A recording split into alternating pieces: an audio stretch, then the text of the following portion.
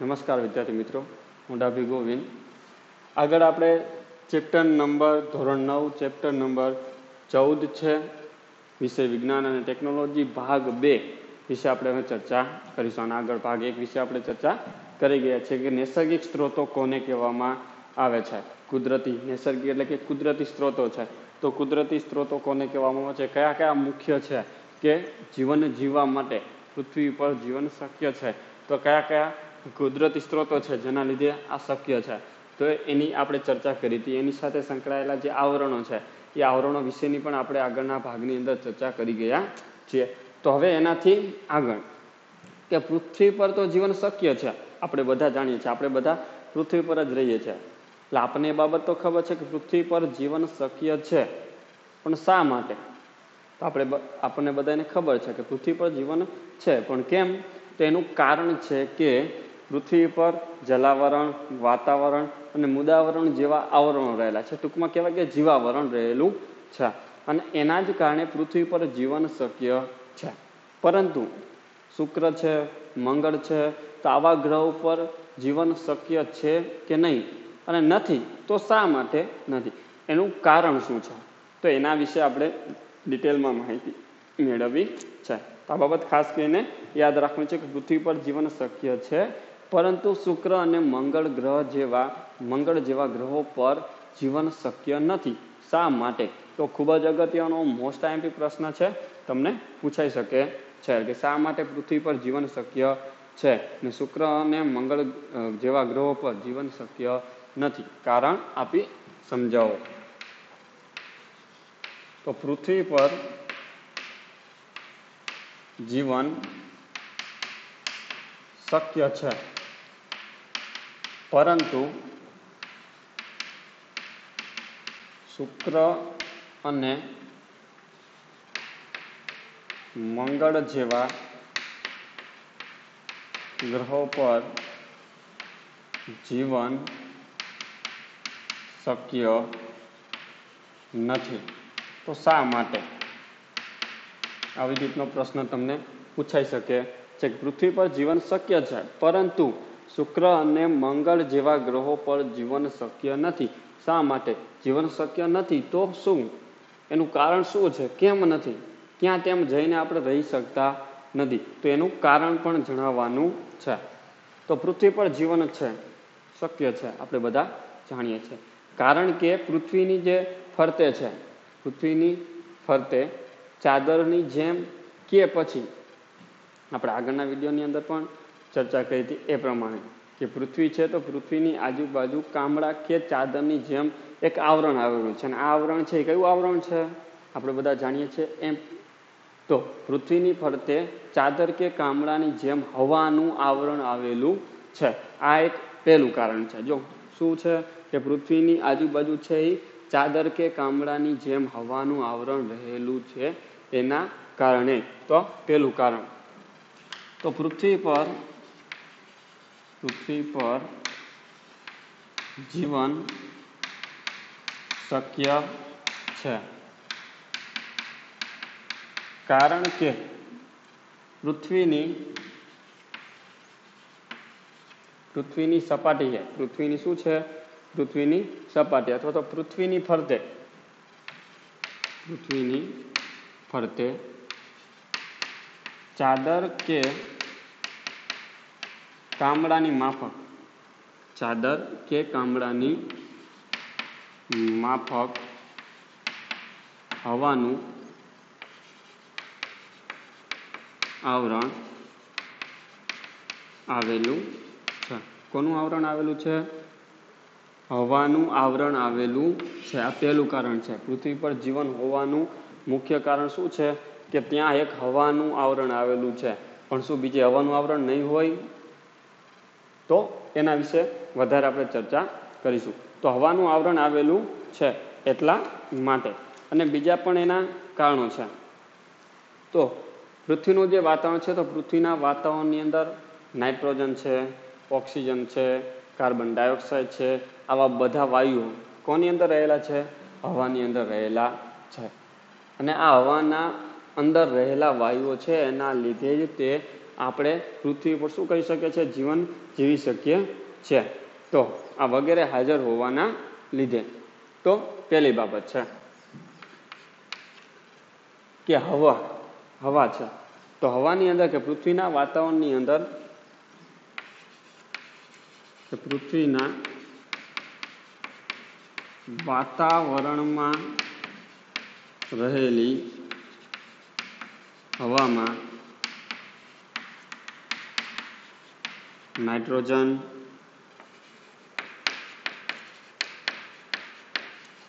Oxygen,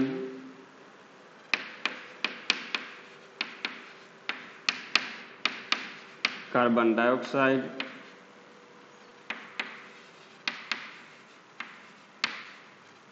અને ભેજ અથવા તો આપણે એને કહેતા હોય બાષ્પ, કહેતા હોય છે બાષ્પ વગેરે હાજર હોય છે. અથવા ભેજ આપણે બાષ્પ સ્વરૂપ લખો અને બાષ્પ હાજર હોય છે.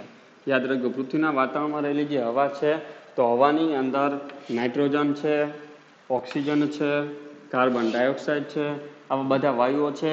એ સિવાય પાણીની જે બાષ્પ હોય છે એ પાણીની બાષ્પ પણ એની અંદર શું રહેલી હોય છે? હાજર રહેલી હોય છે.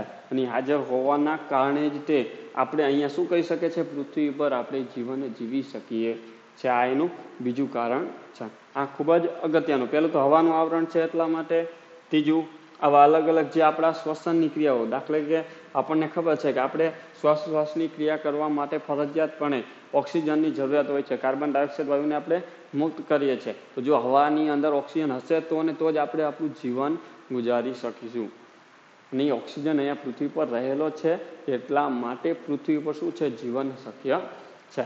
તો હવે શુક્ર અને મંગળની વાત કરીએ કે શુક્ર અને મંગળ છે. તો શુક્ર અને મંગળ ગ્રહના વાતાવરણની અંદર શું ત્યાં ઓક્સિજન અને નાઇટ્રોજન હાજર નહીં હોય?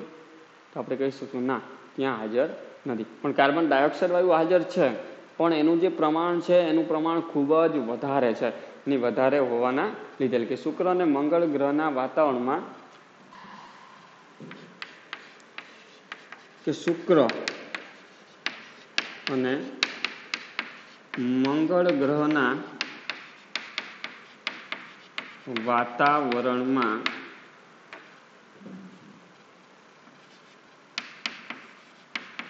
કાર્બન ડાયોક્સાઇડનું પ્રમાણ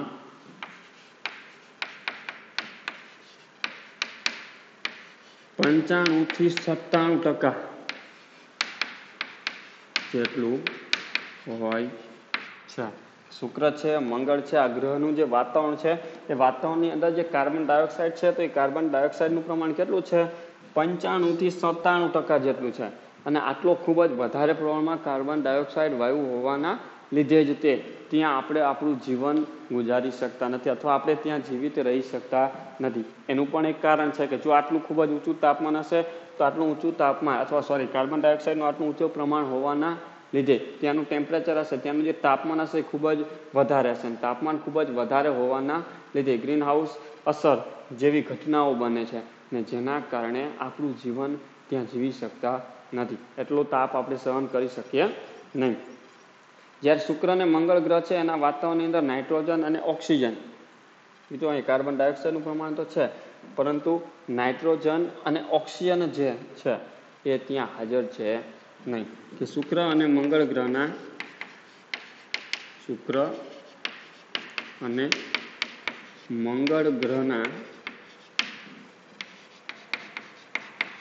વાતાવરણમાં નાઇટ્રોજન અને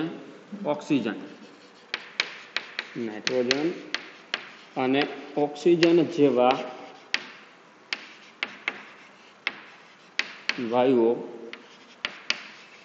હાજર હોતા નથી. એટલે કે ત્યાં નાઇટ્રોજન અને ઓક્સિજન જેવા જે વાયુઓ છે જે આપણા માટે જરૂરી હોય છે એવા વાયુઓ ત્યાં હાજર છે નહીં. અને તે વાયુઓ હાજર ન હોવાના લીધે જ તે શુક્ર અને મંગળ ગ્રહ પર જીવન છે એ શક્ય નથી. તો તમને પ્રશ્ન પૂછવામાં આવે તો પૃથ્વી પર જીવન શક્ય છે, તો એનું કારણ શું છે? પૃથ્વી પર જીવન શક્ય છે કારણ કે પૃથ્વીની ફરતે ચાદર કે કામળાની માફક હવાનું આવરણ રહેલું છે, ને જે હવાનું આવરણ છે એ હવાની અંદર નાઇટ્રોજન છે, ઓક્સિજન છે અને કાર્બન ડાયોક્સાઇડ છે એ પૂરતા પ્રમાણમાં હોય છે. શુક્ર અને મંગળ ગ્રહ છે, તો શુક્ર અને મંગળ ગ્રહના વાતાવરણ છે એની અંદર કાર્બન ડાયોક્સાઇડ છે, પરંતુ કેટલા ટકા છે? 95 થી 97% જેટલો હોય છે. અને શુક્ર અને મંગળ ગ્રહના વાતાવરણની અંદર નાઇટ્રોજન અને ઓક્સિજન જેવા જે વાયુઓ છે જે અગત્યના છે તે હાજર છે નહીં. આ બીજું પણ એનું કારણ હોઈ શકે. એ સિવાય પૃથ્વીનું જે વાતાવરણ છે એની અંદર નાઇટ્રોજનનું જે પ્રમાણ હોય છે એ 78% જેટલું હોય. કેટલું હોય છે? પૃથ્વીના વાતાવરણમાં અંદર રહેલા હવામાં નાઇટ્રોજનનું પ્રમાણ 78% હોય છે, ઓક્સિજનનું પ્રમાણ છે એ 21% જેટલું હોય છે, જ્યારે કાર્બન ડાયોક્સાઇડ છે એ 0.03% જેટલું. કેટલું? 0.03% જેટલો કાર્બન ડાયોક્સાઇડ, ખૂબ જ ઓછી માત્રામાં, એટલે કે જરૂરિયાત પ્રમાણે રહેલો છે. અને એટલા જ માટે પૃથ્વી પર છે એ શું છે? જીવન શક્ય છે, જ્યારે શુક્ર અને મંગળ જેવા ગ્રહો પર જીવન શક્ય નથી. આ બાબત ખાસ કરીને શું કરવાની છે? યાદ રાખવાની છે. આ પ્રશ્ન ખૂબ જ અગત્યનો છે, મોસ્ટ આઈએમપી છે, એટલે આપણને ખબર હોવી જોઈએ કે પૃથ્વી પર જીવન શક્ય છે તો શા માટે, અને મંગળ અને શુક્ર ગ્રહ પર જીવન શક્ય નથી તો શા માટે, કેમ છે અને કેમ નથી, એ બાબત આપણને ખબર હોવી જોઈએ. હવે અહીંયા કાર્બન ડાયોક્સાઇડની વાત આવે છે, તો કાર્બન ડાયોક્સાઇડ વાયુ સાથે સંકળાયેલી એક બાબત છે જેની આપણે ચર્ચા કરીશું કે કાર્બન ડાયોક્સાઇડ વાયુ છે તો કાર્બન ડાયોક્સાઇડનો ઉપયોગ કરતી, એટલે કાર્બન ડાયોક્સાઇડ વાયુ આપણે શ્વાસની ક્રિયા દરમિયાન શું કરે? કાર્બન ઓક્સિજનને લઈએ છીએ, ઓક્સિજનને ગ્રહણ કરીએ છીએ અને કાર્બન ડાયોક્સાઇડ વાયુને શું કરીએ છીએ? મુક્ત કરીએ છીએ. તો આ જે કાર્બન ડાયોક્સાઇડ વાયુ મુક્ત કરીએ છીએ એનું શું થાય છે? કેમ આપણે બધા કાર્બન ડાયોક્સાઇડ વાયુ મુક્ત કરીએ છીએ તો પૃથ્વી પર કાર્બન ડાયોક્સાઇડનું પ્રમાણ વધી જવું જોઈએ કે નહીં? તો કેમ વધતું નથી? કેમ એ સંતુલિત જળવાઈ રહે છે? તો એનું કારણ શું છે? તો એવી રીતે કઈ બે પ્રક્રિયાઓ છે જે કાર્બન ડાયોક્સાઇડ વાયુનું પ્રમાણ જાળવી રાખે છે? તો કાર્બન ડાયોક્સાઇડ વાયુ છે એની સાથે સંકળાયેલી બે પ્રક્રિયાઓ કઈ છે એનો આપણે વાત કરવી છે. કાર્બન ડાયોક્સાઇડનો ઉપયોગ કરતી બે ક્રિયાઓ જણાવો. એટલે કે કાર્બન ડાયોક્સાઇડનું રાસાયણિક સૂત્ર શું છે? CO2, carbon dioxide. તો કાર્બન ડાયોક્સાઇડનો ઉપયોગ કરતી બે અગત્યની પ્રક્રિયાઓ જણાવો. અગત્યની પ્રક્રિયાઓ જણાવો. એ રીતે કઈ બે પ્રક્રિયા છે જે પ્રક્રિયાની અંદર કાર્બન ડાયોક્સાઇડનો ઉપયોગ થતો હોય? એ બે પ્રક્રિયાઓ જણાવવાની છે. તો પહેલી બાબત છે કે આપણે જે કાર્બન ડાયોક્સાઇડ વાયુને મુક્ત કરીએ છીએ એ જ કાર્બન ડાયોક્સાઇડ વાયુનો વનસ્પતિઓ પ્રકાશ સંશ્લેષણની ક્રિયા કરવા માટે શું કરે છે? ઉપયોગ કરે છે. અને એ જ પ્રકાશ સંશ્લેષણની ક્રિયા દ્વારા એ જે કાંઈ પણ કાર્બન ડાયોક્સાઇડનો ઉપયોગ કરે છે, ઉપયોગ કર્યા બાદ તેનું ગ્લુકોઝ જેવા ઘટકોની અંદર શું કરે છે? રૂપાંતર, એટલે કે રાસાયણિક સ્વરૂપમાં એનો શું કરે છે? સંગ્રહ કરતો હોય છે, ઉપયોગ કરે છે. તો એ કઈ કઈ પ્રક્રિયાઓ છે એની આપણે ચર્ચા કરીશું. કે પ્રકાશ સંશ્લેષણની ક્રિયા દરમિયાન લીલી વનસ્પતિઓ છે એ કાર્બન ડાયોક્સાઇડનું સ્થાપન કરે છે, એટલે કે શોષણ કરે છે, અને શોષણ કરીને ગ્લુકોઝનું શું કરે છે? નિર્માણ કરે છે. તો કે લીલી વનસ્પતિઓ કોણ? લીલી વનસ્પતિઓ. પ્રથમ ક્રિયા કઈ છે? પ્રથમ ક્રિયા કે લીલી વનસ્પતિઓ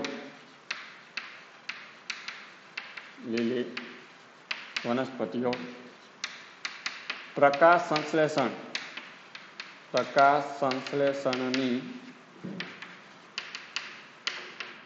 ક્રિયા દ્વારા, પ્રકાશ સંશ્લેષણની ક્રિયા દ્વારા. તો પ્રકાશ સંશ્લેષણની ક્રિયા દ્વારા શું કરે છે?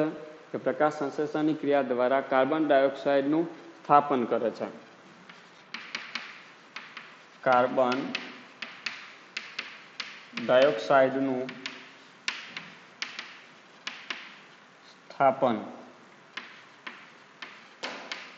સ્થાપન કરી ગ્લુકોઝ જેવા પદાર્થોનું નિર્માણ કરે છે.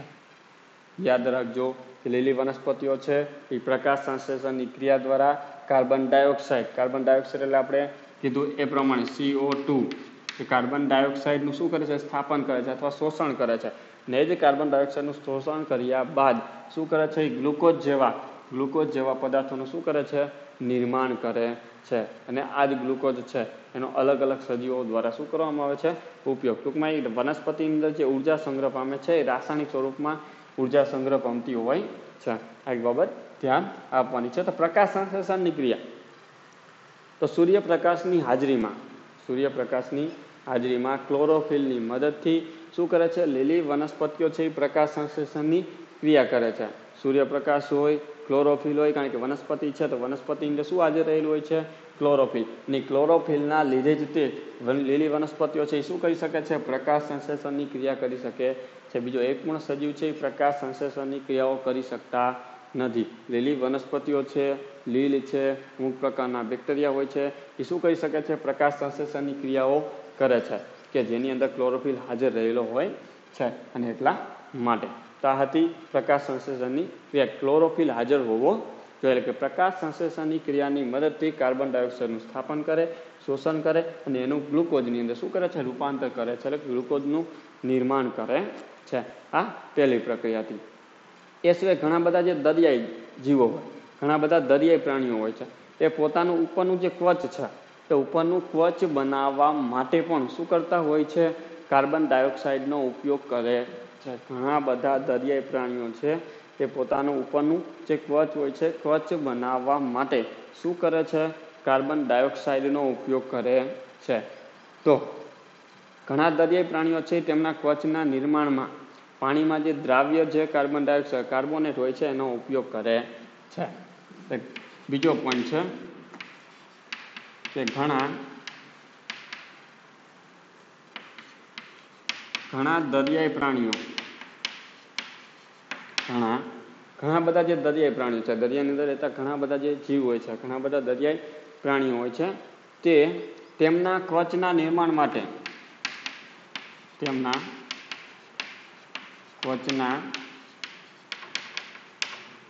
માટે પોતાના શરીરનું ઉપરનું જે કવચ એને તૈયાર કરવું છે ને ઉપરનું કવચ તૈયાર કરવા માટે એટલે કે કવચના નિર્માણ માટે પાણીમાં દ્રાવ્ય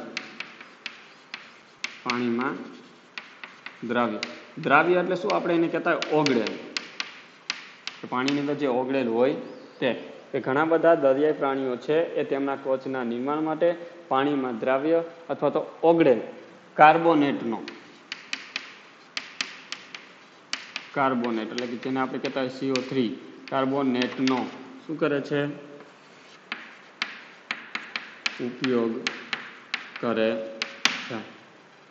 CO3 એક ઓક્સિજનનું પ્રમાણ, એક ઓક્સિજનના પરમાણુનું પ્રમાણ વધે છે અને કાર્બોનેટ બનતો હોય છે. તો એ કાર્બન ડાયોક્સાઇડ, આપણે કાર્બન ટ્રાયોક્સાઇડ અને કાર્બોનેટ તરીકે ઓળખીએ છીએ. એટલે કાર્બોનેટનો શું કરે છે?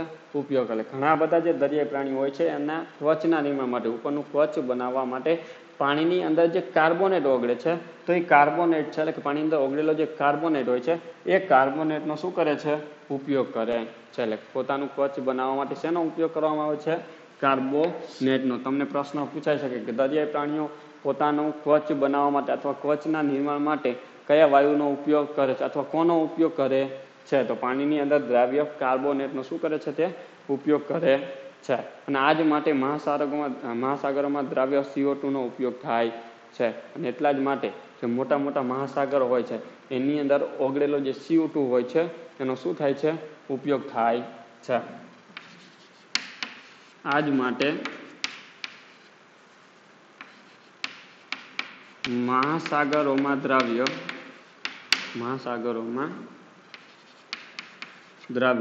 એટલે આપણે આગળ કીધું એ પ્રમાણે ઓગળેલ CO2 નો ઉપયોગ થાય છે. અને આજ માટે મોટા મોટા મહાસાગરો હોય છે એની અંદર જે કાર્બન ડાયોક્સાઇડ ઓગળેલો હોય છે એનો શું થતો હોય છે? ઉપયોગ થતો હોય છે. એટલે કે દરિયાઈ પ્રાણીઓ છે પોતાનું કવચ બનાવવા માટે કાર્બન ડાયોક્સાઇડનો, કાર્બોનેટનો શું કરતા હોય છે? ઉપયોગ કરતા હોય છે. તો આ હતી કાર્બન ડાયોક્સાઇડ સાથે સંકળાયેલી બે અગત્યની પ્રક્રિયાઓ. ફરી વખત યાદ રાખજો, પહેલી આવે છે પ્રકાશ સંશ્લેષણની ક્રિયા અને બીજી કવચ બનાવવા માટેની ક્રિયા. ટૂંકમાં યાદ રાખવાનું, કાર્બન ડાયોક્સાઇડ સાથે સંકળાયેલી બે પ્રક્રિયાઓ. તો પહેલી કઈ આવે? પ્રકાશ સંશ્લેષણની ક્રિયા અથવા ગ્લુકોઝ બનાવવાની ક્રિયા, ગ્લુકોઝના નિર્માણની ક્રિયા. અને બીજી આવે છે દરિયાઈ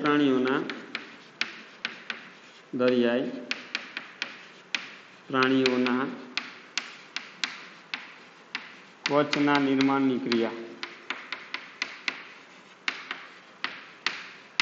આ બે ક્રિયાઓ છે એ CO2 નો ઉપયોગ કરીને થાય છે. ગ્લુકોઝનો નિર્માણની ક્રિયા છે એ કાર્બન ડાયોક્સાઇડનો ઉપયોગ કરીને થાય છે. એ સિવાય દરિયાઈ પ્રાણીઓ છે પોતાનું કવચ બનાવવા માટે, કવચના નિર્માણ માટે પણ શું કરે છે? CO2 નો ઉપયોગ કરે છે, કાર્બોનેટનો ઉપયોગ કરે છે અને એનો ઉપયોગ કરીને એનું નિર્માણ કરતા હોય છે. તો આ તો CO2 નો ઉપયોગ કરતી બે અગત્યની જે ક્રિયાઓ છે તે. હવે એનાથી આગળ આ હતો જીવનનો જે શ્વાસ છે, હવા સાથે સંકળાયેલી જે બાબતો હતી એની આપણે ચર્ચા કરી. હવે જે આબોહવા છે, તો આબોહવાના નિયંત્રણની અંદર વાતાવરણની ભૂમિકા શું છે? કે આબોહવા છે આપણી અલગ અલગ વિસ્તારની અંદર આબોહવા જે હોય છે કેવી હોય છે? અલગ અલગ. હવે એનું જે નિયંત્રણ થાય છે, સામાન્ય રીતે આપણું જે અહીંનું જે વાતાવરણ હોય છે એ શું રહેતું હોય છે? સામાન્ય રીતે જળવાઈ રહેતું હોય છે. ઘણી બધી વાર આપણે તાપમાનમાં વધારો થતો હોય, ઘણી બધી વાર ઘટાડો થતો હોય, ઘણી બધી વાર તાપમાન ખૂબ જ વધી જાય છે, ઘટી જાય છે. તો એનું જે નિયંત્રણ થાય છે, પણ એટલો બધો મોટો ફેરફાર થતો નથી, એવડો મોટો ફેરફાર થતો હોતો નથી. તો આપણું જે વાતાવરણ છે, આપણી જે આબોહવા છે, તો આબોહવાનું નિયંત્રણ છે, નિયંત્રણ કોણ કરે છે, કેવી રીતના થાય છે એની ચર્ચા કરવી છે. આપણે એવું નથી બનતું કે આપણું જે ટેમ્પરેચર હોય છે 40 ડિગ્રી હોય, 40 સેલ્સિયસ હોય તો એ ઘટીને ડાયરેક્ટ 5 સેલ્સિયસ થઈ જાય કે માઇનસમાં જતું રહે એવું બનતું નથી, કે 100 ઉપર જતું રહે એવું બનતું નથી. પણ નોર્મલી 1 કે 2 સેલ્સિયસનો શું રહેતો હોય છે? તફાવત. તો આને જાળવી રાખવાનું જે કાર્ય છે એ કાર્ય કોના દ્વારા થાય છે એની આપણે ચર્ચા કરવી છે. તો આબોહવાના નિયંત્રણમાં વાતાવરણ છે, વાતાવરણ કેવી રીતના અગત્યનો ફાળો ભજવે છે એની વાત કરવી છે. મોસ્ટ આઈએમપી પ્રશ્ન છે, યાદ રાખજો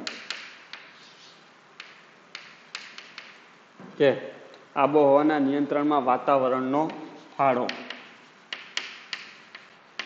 આબોહવાના નિયંત્રણમાં વાતાવરણનો ફાળો જણાવો. તો અહીંથી આ પ્રશ્ન ઉપરથી આપણને એક બાબત તો ખબર પડી જાય કે આબોહવાનું જે નિયંત્રણ થાય છે, તો આબોહવાનું નિયંત્રણ કરવામાં ખૂબ જ અગત્યનો ભાગ કોણ ભજવે છે? આપણું જે વાતાવરણ છે તે. એટલે એક પ્રશ્નનો જવાબ આપણને મળી ગયો કે આબોહવાનું નિયંત્રણ કરવા માટે કોણ અગત્યનો ભાગ ભજવે છે? તો આબોહવાનું નિયંત્રણ કરવા માટે વાતાવરણ છે એ ખૂબ જ અગત્યનો ભાગ ભજવે છે. પણ કેવી રીતના ભાગ ભજવે છે એની આપણે વાત કરવી છે. તો વાતાવરણની અંદર જે વાયુ હોય છે એ ઉષ્માના મંદ વાહક હોય. કેવા હોય? મંદ વાહક હોય. ચાલે એમાંથી જે ઉષ્માનું જે વહન થાય છે, ઉષ્મા એટલે ગરમી, ગરમીનું જે વહન થાય છે એ કેવું હોય? ખૂબ જ ધીમું, મંદ એટલે ખૂબ જ ઓછું હોય છે. તો આપણા વાતાવરણની અંદર જે વાયુઓ રહેલા છે, આ વાયુઓ છે ઉષ્માના મંદ વાહક છે. અને ઉષ્માના મંદ વાહક હોવાના લીધે જ તે શું થાય છે કે વાતાવરણ છે પૃથ્વીનો સરેરાશ તાપમાન દિવસના સમયે અને આખા વર્ષ દરમિયાન, તો ખાલી એક દિવસ નહીં, આખા વર્ષ દરમિયાન આપણું જે તાપમાન હોય છે એ શું થતું હોય છે? જાળવી રાખે છે અથવા જળવાઈ રહે છે. તો વાતાવરણની અંદર રહેલા વાયુઓ ઉષ્માના મંદ વાહક હોવાના લીધે શું થાય છે? વાતાવરણ છે કે વાતાવરણ પૃથ્વીના સરેરાશ તાપમાનને દિવસ દરમિયાન અને આખા વર્ષ દરમિયાન શું કરે છે? જાળવી રાખે છે. તો વાતાવરણમાં રહેલા વાયુઓ કે વાતાવરણમાં રહેલા વાયુઓ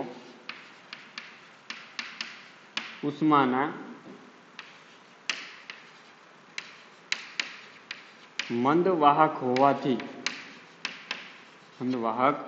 એટલે વાતાવરણની અંદર જે વાયુઓ રહે છે, કયા કયા વાયુઓ આપણે ખાસ કરીને તો જોયા હતા?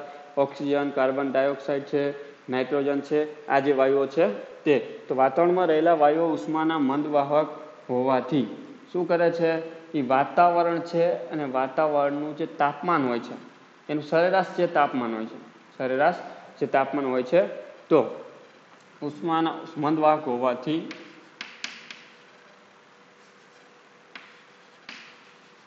પૃથ્વીના સરેરાશ તાપમાનને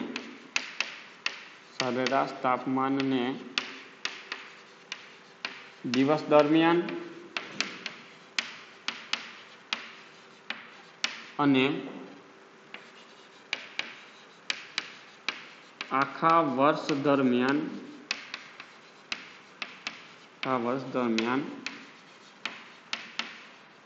જાળવી રાખે છે. તો ફરી વખત વાતાવરણની અંદર રહેલા જે વાયુઓ છે એ કેવા છે, ઉષ્માના મંદવાહક છે, અને ઉષ્માના મંદવાહક હોવાના લીધે જ તે પૃથ્વીનું જે સરેરાશ તાપમાન છે, એટલે આપણું જે ટેમ્પરેચર હોય છે, આપણું જે તાપમાન હોય છે, આ આપણા સરેરાશ તાપમાનને દિવસ દરમિયાન અને આખા વર્ષ દરમિયાન એને શું કરે છે, સંતુલિત રીતે જાળવી રાખે છે. એટલે કે ટેમ્પરેચર છે વધારે હાઈ નથી થતું, વધારે લો નથી થતું, એટલે ખૂબ જ વધી પણ નથી જતું, ખૂબ જ ઘટી પણ જતું નથી. એટલે કે આપણું જે તાપમાન છે એને સરેરાશ રીતે શું કરી શકે છે, જાળવી રાખે છે. પછી એક દિવસ હોય કે આખા વર્ષ દરમિયાન એને જાળવી રાખે છે.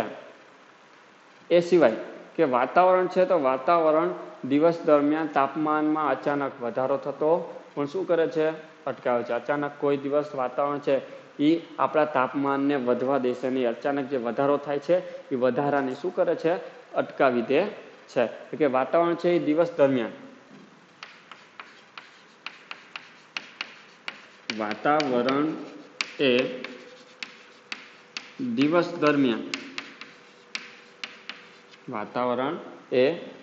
દરમિયાન તાપમાનમાં થતા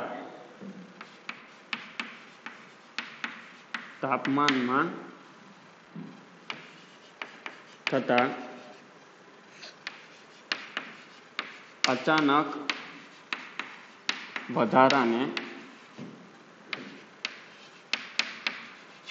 અટકાવી દે છે.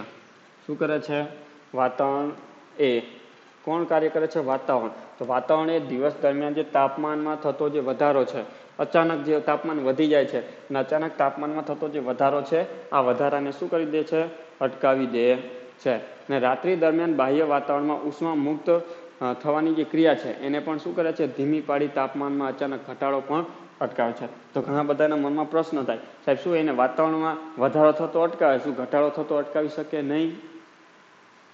તો તમારો પ્રશ્ન વ્યાજબી છે કે વાતાવરણમાં વધારો થતો તો અટકાવે છે, સાથે સાથે વાતાવરણની અંદર જે અચાનક ઘટાડો થાય છે એ ઘટાડાને પણ શું કરે છે, અટકાવે છે. પણ કેવી રીતના?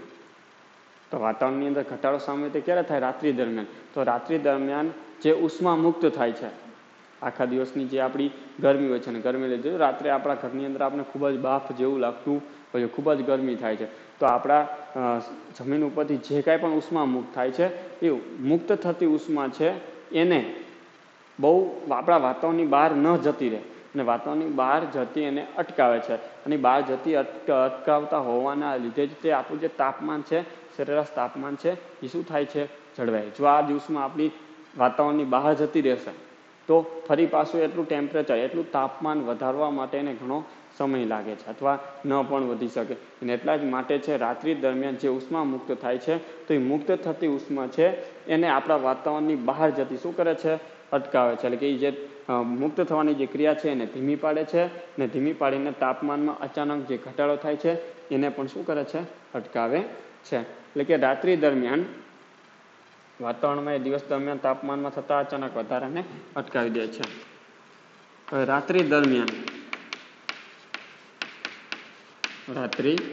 દરમિયાન શું થાય છે કે રાત્રિ દરમિયાન બાહ્ય વાતાવરણમાં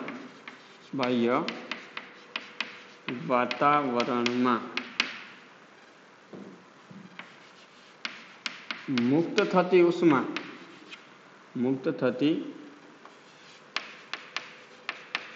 ઉષ્માની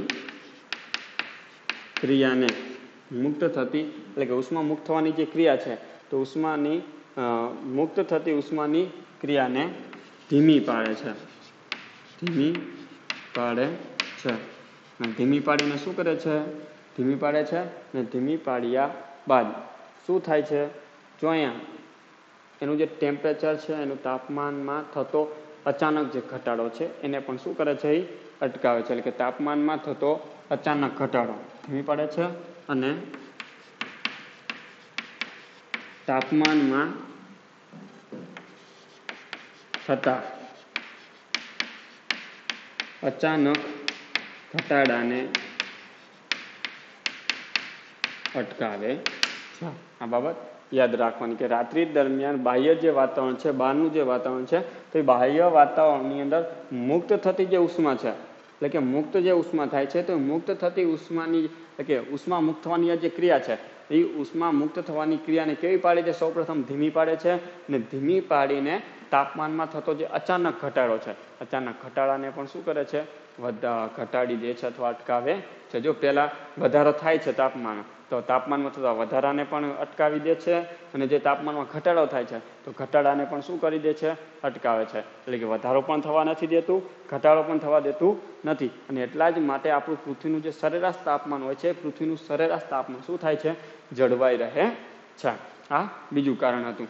ઉદાહરણ તરીકે તમારે હવે એક ઉદાહરણ જોવું છે કે પૃથ્વી પર વાતાવરણને કારણે દિવસ અને રાત્રિના તાપમાનમાં જે વધારે મોટો તફાવત સર્જાતો નથી. ને આવું જે કારણ છે કે વધારે અચાનક વધારો, અચાનક ઘટાડો એને અટકાવી દે છે. ને એટલા જ માટે કે તેથી પૃથ્વીના સરેરાશ તાપમાનમાં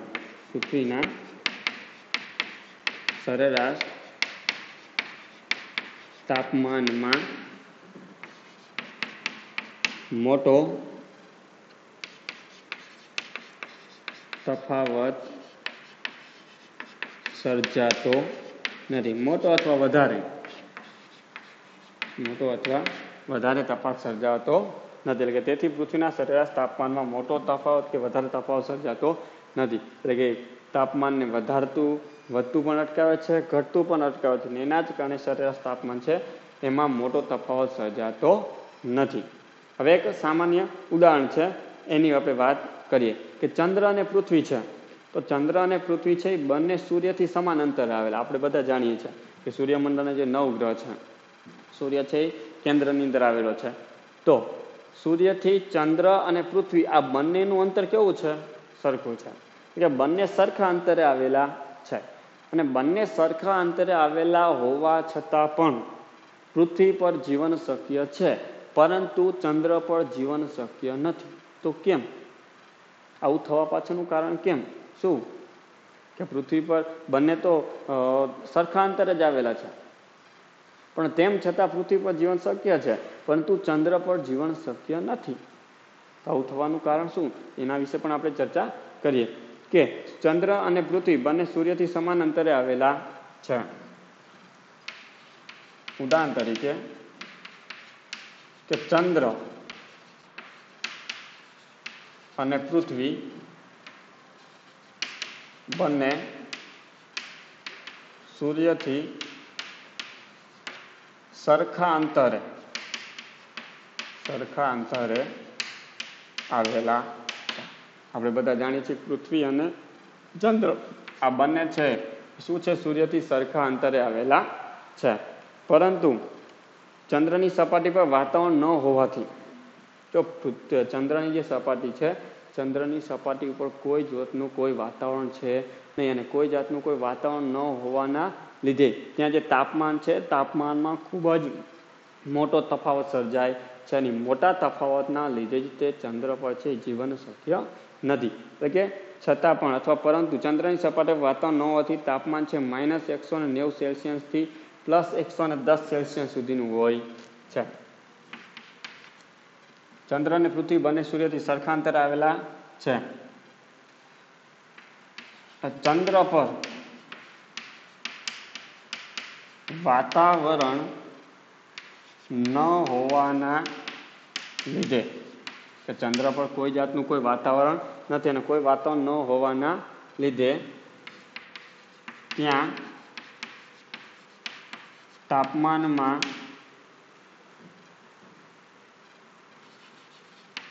ખૂબ જ મોટો તફાવત સર્જાય છે કે ચંદ્ર પર વાતાવરણ નથી, ચંદ્ર પર વાતાવરણ ન હોવાના લીધે જ ત્યાં તાપમાનમાં ખૂબ જ મોટો તફાવત સર્જાય છે કે ત્યાંનું તાપમાન -190 સેલ્સિયસથી +110 જેટલું હોય છે કે રાત્રિ દરમિયાન ત્યાંનું જે તાપમાન હોય છે -190 સેલ્સિયસ, એટલે કે માઇનસ એટલે કે આખું બરફ બની જાય છે, અને દિવસ દરમિયાન +110 સેલ્સિયસ હોય છે. અહીંયા આપણે ખાલી 45 કે 50 ડિગ્રી સેલ્સિયસ જેટલું તાપમાન થાય તો પણ આપણે એટલા તડકાને સહન કરી શકતા નથી. તો વિચારી લો તે 110 સેલ્સિયસ જેટલું તાપમાન થાય તો આપણે એને સહન કરી શકશું? આપણે બધા જાણીએ છીએ કે ના, આપણે એટલો તાપ છે, એટલું તાપમાન છે એને સહન કરી શકતા નથી. અને એટલું સહન ન કરી શકવાના કારણે તે કે વાતાવરણના અભાવના કારણે તે ત્યાં ખૂબ જ મોટો તફાવત સર્જાવાના કારણે તે ચંદ્ર પર જીવન શક્ય નથી. આથી જ ચંદ્ર પર જીવન શક્ય નથી. એ તાપમાનનો ખૂબ જ મોટો તફાવત છે ને મોટો તફાવત હોવાના લીધે જ તે ભલે બંને સરખા જ અંતરે છે પણ તેમ છતાં ત્યાં જીવન શક્ય છે નહીં. ખબર? આ તો આપણે એક અગત્યનો કે આબોહવાના નિયંત્રણમાં તફાવત, વાતાવરણનો ફાળો. તો વાતાવરણ છે એ આટલી રીતે ઉપયોગી બને છે કે પૃથ્વીનું સરેરાશ તાપમાન દિવસ દરમિયાન અને આખા વર્ષ દરમિયાન જાળવી રાખવા માટે. બીજું છે તાપમાનમાં ખૂબ જ થતો વધારો અટકાવવા માટે, ખૂબ જ થતો ઘટાડો અટકાવવા માટે. એ સિવાય એક ઉદાહરણ દ્વારા આપણે એની ચર્ચા કરી ગયા છીએ. તો આથી આબોહવાના નિયંત્રણમાં વાતાવરણના ફાળાની વાત. હવે એક પ્રવૃત્તિ તમને આપવામાં આવી છે જેની મદદથી તમે સરળતાથી સમજી શકશો. તો જોઈએ. સમજો તમને કેવા પાઠ્યપુસ્તકની અંદર એક પ્રવૃત્તિ આપવામાં આવેલી છે. એ પ્રમાણે કહેવામાં આવે છે એક પાણીથી ભરેલું બીકર. શું કરવાનું છે? એક પાણીથી ભરેલું બીકર લેવાનું છે. બીજું એક માટીથી ભરેલું બીકર લેવાનું છે. એક પાણીથી ભરેલું બીકર, એક માટીથી ભરેલું બીકર, અને બીજું તમારે લેવાનું છે કે બંધ શીશી. શું કરવાની છે? એક બંધ શીશી. સમજી લો કે આપણે કોઈ બીકર લઈએ અથવા કોઈ પણ પાત્ર આપણે આવી રીતના સમજી લો પાણીથી ભરેલું છે. શેનાથી ભરેલું છે?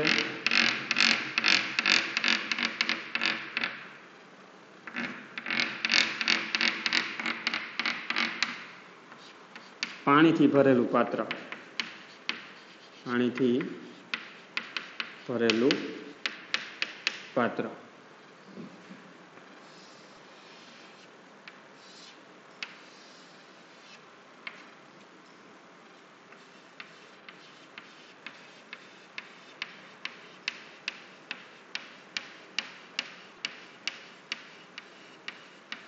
આ છે રેતીથી ભરેલું પાત્ર છે. રેતીના જે કણ હોય, રેતી અથવા માટી, તમે કોઈ પણ ઉપયોગ કરી શકો છો.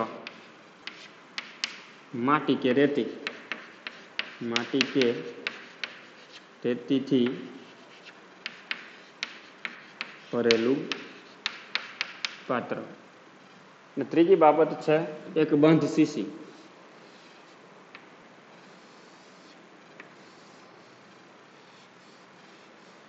શું લેવાનું છે? એક બંધ શીશી આવી રીતની લેવાની છે.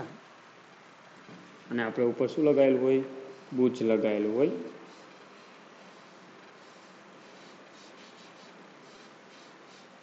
બંધ આવી રીતની એક શીશી આપણે લેવાની છે. બંધ શીશી.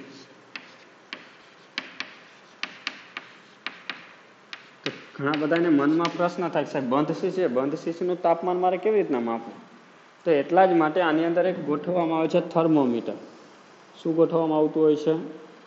થર્મોમીટર ગોઠવવામાં આવે છે, જેની ઉપર અલગ અલગ આંખ લગાવેલા હોય. થર્મોમીટર મૂકવામાં આવે છે. આવી રીતના ત્રણ પાત્ર લેવામાં આવે. એક પાણીથી ભરેલું પાત્ર, બીજું માટી કે રેતીથી ભરેલું પાત્ર, અને ત્રીજું એક બંધ શીશી લેવાની છે, અને જેની અંદર તાપમાન માપવા માટે આપણે શું મૂકવામાં આવે છે? થર્મોમીટર લગાવવામાં આવે છે, થર્મોમીટરને ફિટ કરવામાં આવે છે. તો સૌપ્રથમ શું કરવાનું છે? આ 3 પાત્ર છે, 3 પાત્રને આપણે શું કરવાના છે? જે તડકો હોય, સૂર્યપ્રકાશ હોય, તો સૂર્યપ્રકાશની અંદર આને મૂકવાના છે, કે જ્યાં ખૂબ જ વધારે તાપ પડતો હોય, ખૂબ જ વધારે તડકો હોય એવી જગ્યાએ શું કરવાનું છે? 3 પાત્રોને આપણે ત્યાં ગોઠવવાના છે. હવે આ 3 પાત્રોને 3 કલાક સુધી આ સૂર્યપ્રકાશમાં રાખવાના છે. 3 કલાક સુધી એનું તમારે અવલોકન કરવાનું છે. 3 કલાક સુધી સૂર્યપ્રકાશમાં રાખો.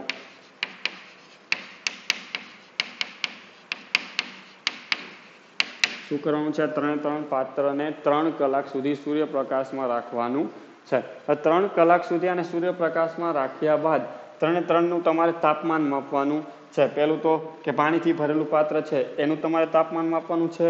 માટી કે રેતીથી ભરેલું પાત્ર છે એનું તમારે તાપમાન માપવાનું છે. આનું તાપમાન તમારે માપવાનું છે. આનું તાપમાન તમને ઓટોમેટિકલી ખબર પડતી જશે, કારણ કે આમ ઓલરેડી થર્મોમીટર લગાવેલું છે જે ટેમ્પરેચર તાપમાન માપવાનું કામ કરે છે, એટલે એનું તાપમાન તમને ખબર પડી જાય. તો હવે તમારે જોવાનું છે કે આ 3 છે, 3માંથી તમને કોનું તાપમાન વધારે છે, કોણ વધારે ગરમ થાય છે? પાણી ઝડપથી ગરમ થાય છે, માટી કે રેતી ઝડપથી ગરમ થાય છે, કે પછી આ બંધ શીશીનું તાપમાન વધારે છે? આ પ્રવૃત્તિ કરો તો તમને ખબર પડશે કે સૌથી વધારે પ્રથમ ગરમ કોણ થાય, જેનું તાપમાન ખૂબ જ વધારે કોનું હશે? તો પ્રથમ ગરમ થનાર પાત્ર કયું હશે? માટી કે રેતી? તો કે પ્રથમ ગરમ થશે,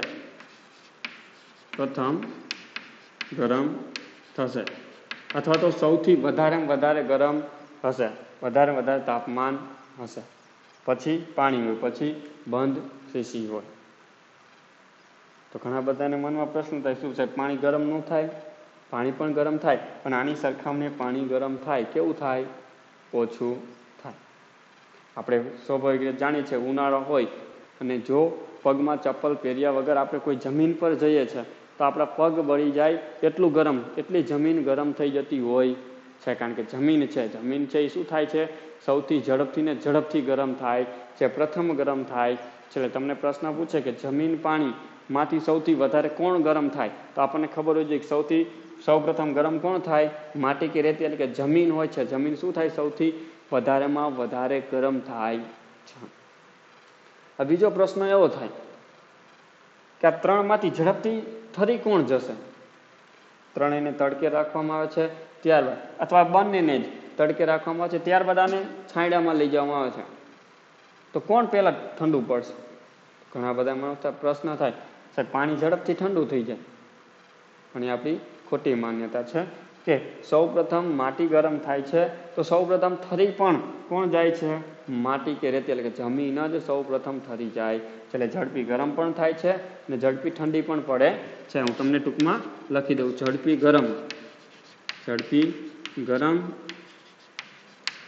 અને ઠંડી પડે છે. ઓકે, માટી કે રેતી હોય કે જમીન હોય એ ઝડપથી ગરમ પણ થાય છે અને ઝડપથી ઠંડી પણ પડે છે. આ બીજી બાબત હતી. એટલે તમે તાપમાન છે, અલગ અલગ પદાર્થ હોય છે, અલગ અલગ પદાર્થની અંદર જે તાપમાન હોય છે એ કેવા હોય છે? અલગ અલગ તમને જોવા મળે છે. તો આ હતી ટેમ્પરેચરની વાત. ઘણી બધી વાર આપણે જે તાપમાન માપીએ છીએ, તાપમાનને ફરજિયાતપણે છાંયડામાં આવીને માપીએ છીએ. એનું કારણ શું? કેમ છાંયડામાં આવીને માપવામાં આવે છે? કારણ કે જો આપણે એને તડકાની અંદર રાખીશું તો સતત સૂર્યપ્રકાશના કારણે તાપમાનની અંદર સતત વધારો થતો રહેશે અથવા ઘટાડો થતો રહેશે. ચોક્કસ તાપમાન આપણે મળશે નહીં, ને એટલા જ માટે એને શું કરવામાં આવે છે? છાંયડામાં રાખવામાં આવે છે. અને છાંયડામાં રાખવાથી એનું તાપમાન હોય છે એ તટસ્થ જળવાઈ રહે, ને એટલા જ માટે એને છાંયડામાં આવીને માપવામાં આવતું હોય છે. સામાન્ય એક ઉદાહરણ આપણે જોઈએ. દાખલા કોઈ પણ ગાડી છે, 4 કાર હોય છે, તો એ 4 કારને આપણે જો કોઈ ખુલ્લી જગ્યામાં અથવા જ્યાં તડકો આવતો હોય તેવી જગ્યાએ ખુલ્લામાં પાર્ક કરીએ છીએ તો શું થાય છે? જ્યારે આપણે એ ગાડીને ખોલીએ છીએ, દરવાજોને ખોલીએ છીએ, તો આપણને અંદરથી ખૂબ જ ગરમ હવા આવતી હોય છે. તરત જ આપણે એસીની જરૂરિયાત રહેતી હોય છે, ખૂબ જ ગરમ હવા આવે છે. કારણ કે અંદરનું તાપમાન શું થઈ જાય છે, ખૂબ જ વધી જતું હોય છે. પણ એ જ જગ્યાએ જો એ જ કારને આપણે કોઈ છાયાવાળા વિસ્તારની અંદર કોઈ ઝાડની નીચે અથવા કોઈ પાર્કિંગની સુવિધા હોય એવી જગ્યાએ ગોઠવી છે, તો અંદર શું તમને એટલી ને એટલી જ ગરમી થાય છે?